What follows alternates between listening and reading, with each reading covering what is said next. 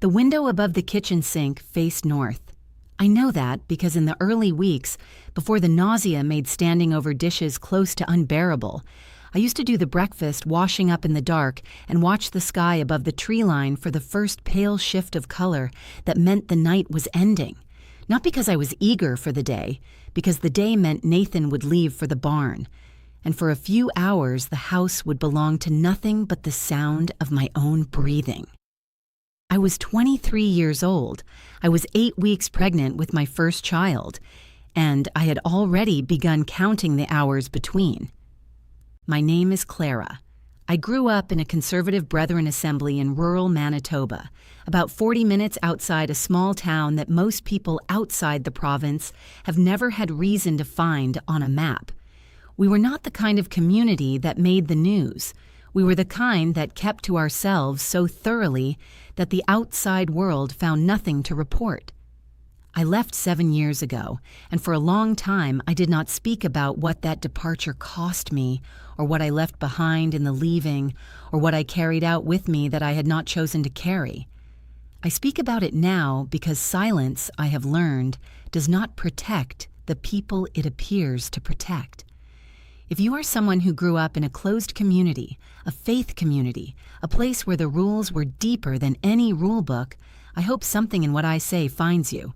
Subscribe if you want to keep hearing these stories, and leave a comment below telling me whether you were raised somewhere that treated a woman's body as property held in trust for everyone but herself. I read every single one. Now let me tell you what the assembly permitted during a pregnancy, because the permissions were never written anywhere, and the absence of the writing was exactly the point.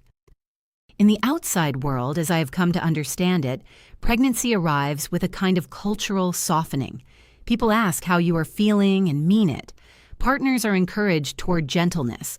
There are conversations among friends and doctors and strangers about what the body is going through and what it needs.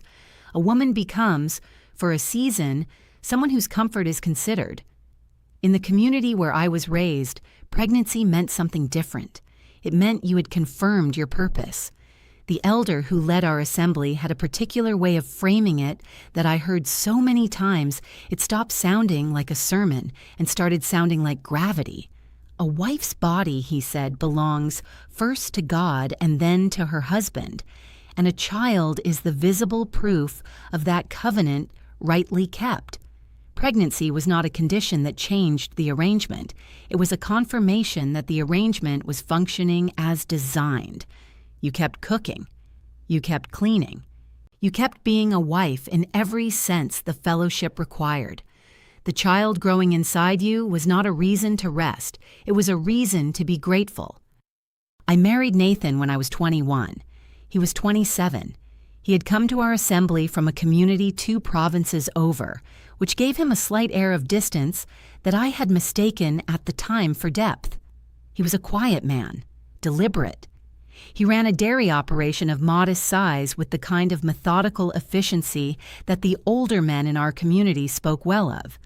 During our courtship, which lasted 7 months and consisted mostly of Sunday afternoon visits with my parents, present in the next room in conversation that never quite reached anything personal, we talked about the farm. We talked about what he hoped to expand in the next decade. We talked about children in the abstract, the way you talk about something already decided and only awaiting the calendar. He said he wanted a large family. I said I did too. I said it and believed it and did not yet understand the full shape of what I was agreeing to. We were married on a Saturday in late November, a long service on hard wooden pews with the assembly's women on one side and the men on the other, and the elder preaching about covenant for 90 minutes, while the November light came flat and pale through the high windows. I was pregnant by February.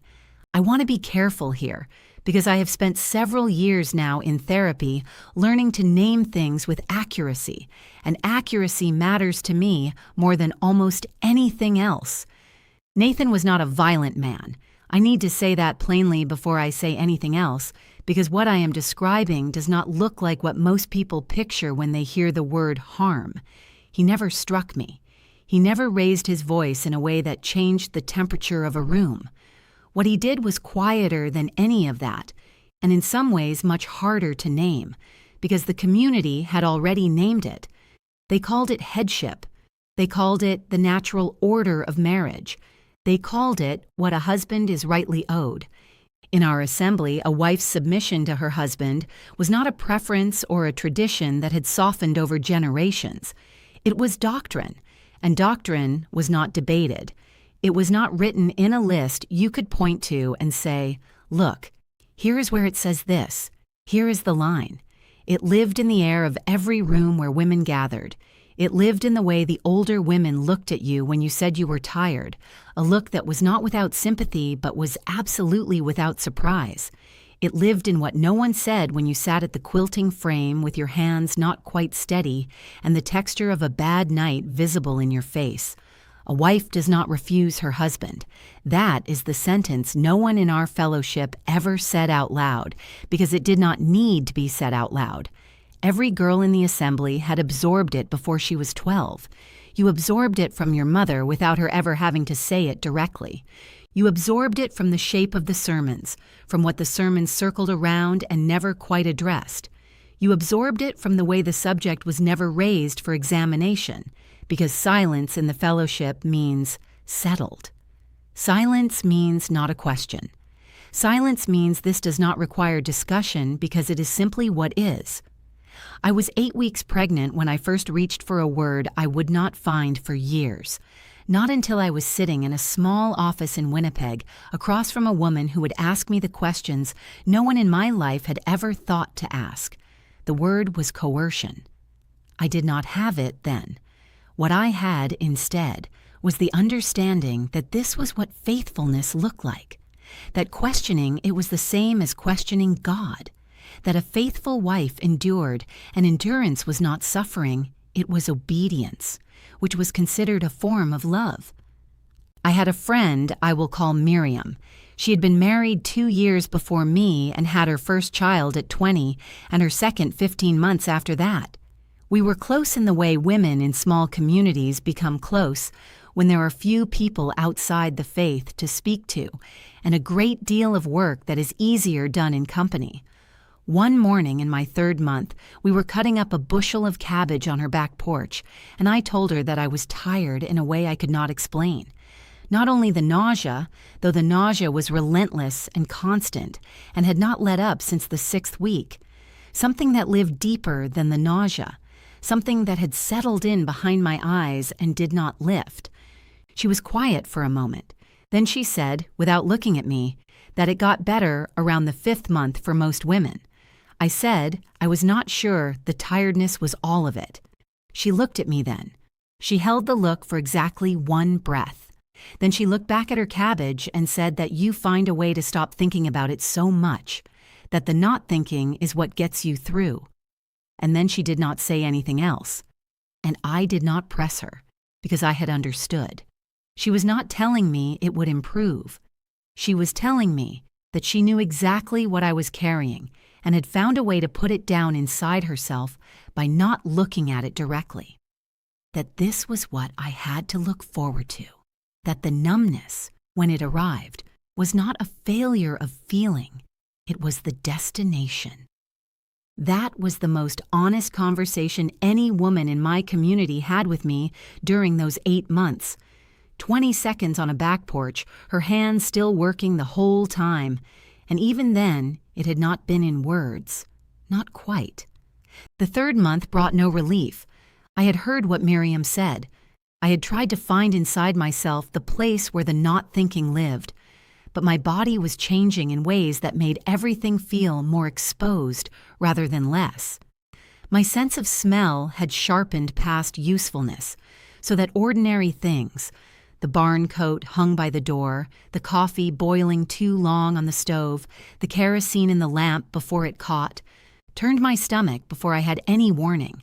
I was tired in a way that went all the way down, into the bones, into the marrow of the bones, and none of that changed the arithmetic.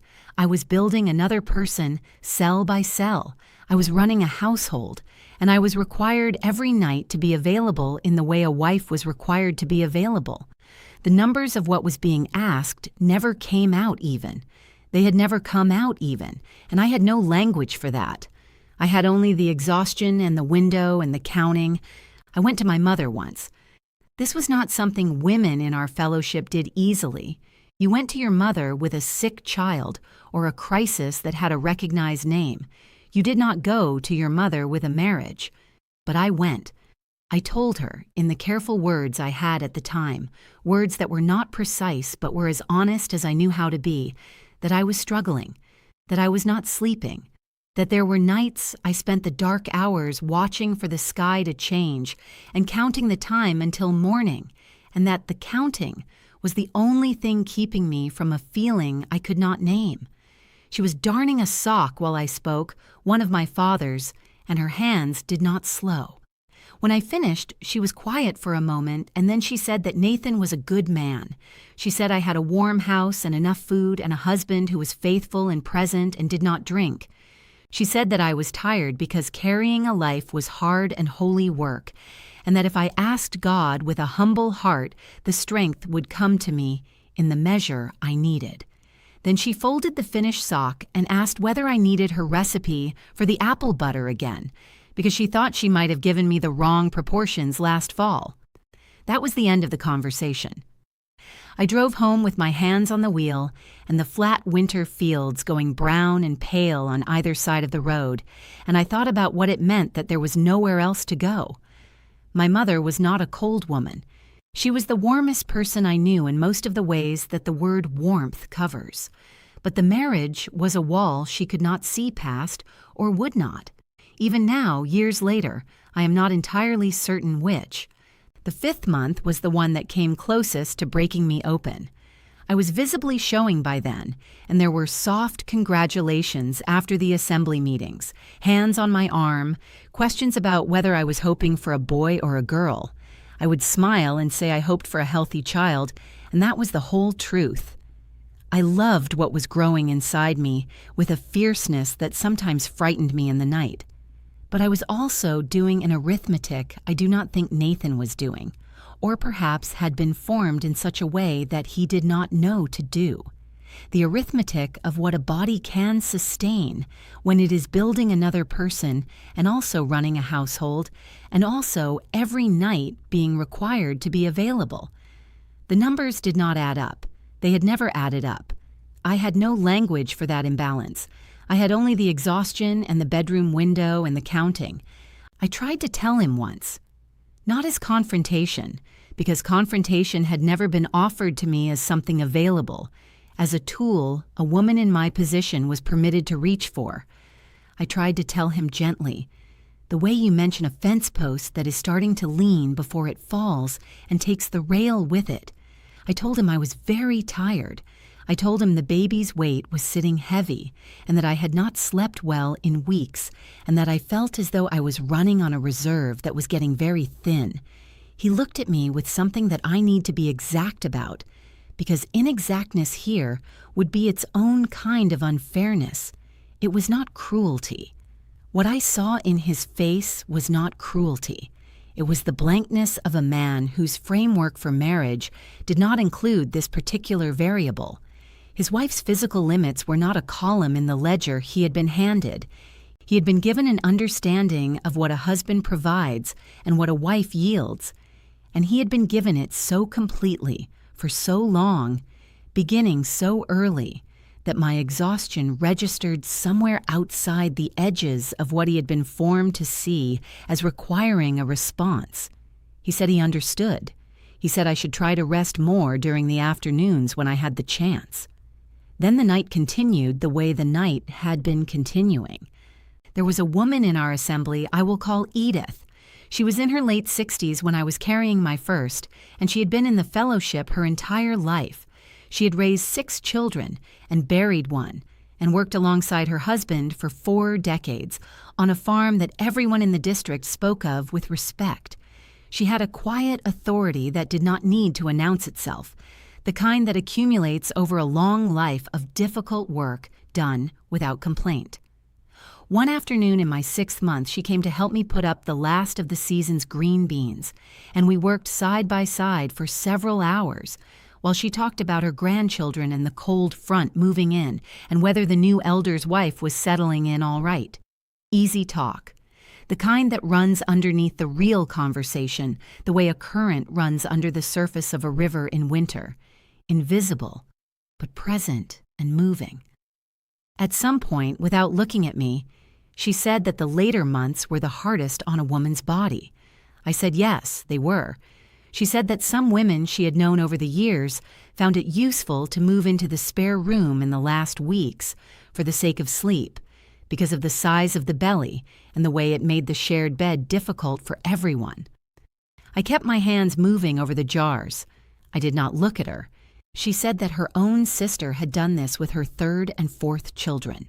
She said that sensible husbands understood that rest for the mother meant health for the child, and that a man who understood that was showing a kind of practical wisdom. She handed me the next jar to fill. We did not say anything more about it. What she had given me in that moment was the most valuable thing anyone gave me during those 8 months. Not a solution with an official name, not permission from any recognized source, because there was no recognized source for something like this, no channel through which a woman in my community could seek that kind of relief directly. What she gave me was the knowledge that other women had found a way, quietly, without naming what they were doing or why. That practicality could be its own language, that you could sometimes arrange with a spare room what you were not permitted to say with words, that the women who came before had left small, quiet doors unlocked for the women who would come after. I moved into the spare room in my 7th month. I said it was for the sake of sleep and the size of the belly, and Nathan accepted this the way he accepted most practical things. He was not pleased, but he accepted it. For 6 weeks, I slept. I slept in a way that felt like recovering from something that had been happening for longer than I had clearly understood. I woke before dawn and lay in the quiet and listened to the wind off the fields and felt the baby moving under my palms and thought about what kind of woman I was going to teach her to be if she was a girl, what words I was going to give her, what I was going to make sure she understood she was allowed to ask, allowed to reach for, allowed to question without the questioning itself being a moral failure. She was a girl. We named her Lydia. I left the assembly when Lydia was 2 years old and her brother Joel was 4 months old. The withdrawal of fellowship was immediate and complete. My mother stopped answering my calls, and then I stopped answering hers, and then the letters came less often, and then stopped entirely. The door of the house I had grown up in closed in a way that felt physical, the way cold feels when it comes through a wall you believed was solid and find it was not. I found a therapist in Winnipeg. She had a small cluttered office and reading glasses. She was always setting down in the wrong place, and a way of asking questions that left no room for drifting into the comfortable abstractions I had spent years cultivating. In our 3rd session, I described those 8 months to her in the only words I had at the time, which were not precise but were honest. When I finished, she was quiet for a moment. Then she said, "What you are describing has a name." I have thought about that sentence nearly every day since, because I had lived inside something for 8 months that the community I came from did not have a name for, and I have come to understand that the absence of the name was not an oversight. It was the mechanism. If there is no word for a thing, the thing does not exist as a problem. If it does not exist as a problem, a woman who endures it is simply a faithful wife, and a man who requires it is simply a husband doing what husbands do. The fellowship does not need to write its rules down. That is the point of a fellowship like the one I grew up in. The unwrit rules are the ones that hold. The ones you cannot point to are the ones you cannot challenge. What I know now, 7 years out, 2 children being raised with different words than I was raised with, is this. Nathan was not a monster. I want to say that not to protect him, but because accuracy requires it, and accuracy is the one thing my community could not take from me when I left because I didn't find it until after. He was a man so completely formed by a system that his wife's body did not register in his understanding as something with its own needs and its own limits that had standing in the accounting. That is not an excuse. It is a description of how ordinary harm can be, how it can live inside a warm house and a faithful husband and a community that believes completely and sincerely that it is following a design that is good, how the most ordinary life can be built on a foundation that was never examined because examination was never offered as an option, because the option itself was considered a form of pride. Edith gave me 6 weeks. My mother could not give me any. The assembly gave me doctrine. The fellowship gave me silence at every turn I tried. Lydia is 9 now. She asks questions the way other children breathe, without interruption and without apology. Why is that? How does that work? Can I see for myself? Every time she asks, I answer, even when I don't know the answer, especially then. Because the question is the thing. The question is what I am teaching her to trust, not the answers, which are uncertain and provisional and subject to revision, the permission to keep asking. If you were raised somewhere that told you your body was not entirely your own, I see you. If you were taught that endurance was faithfulness and that asking was a form of pride, I see you. If you found your way to a spare room and called it practical because no other word was given to you, I see that too, and I know what it cost, and I know how carefully you chose your words. You were not weak for surviving the way you survived. You were working with what you had been given, and what you had been given was never enough. That was never something you caused and never something you deserved. Choose your questions carefully. They might just save your life and the lives that come after yours.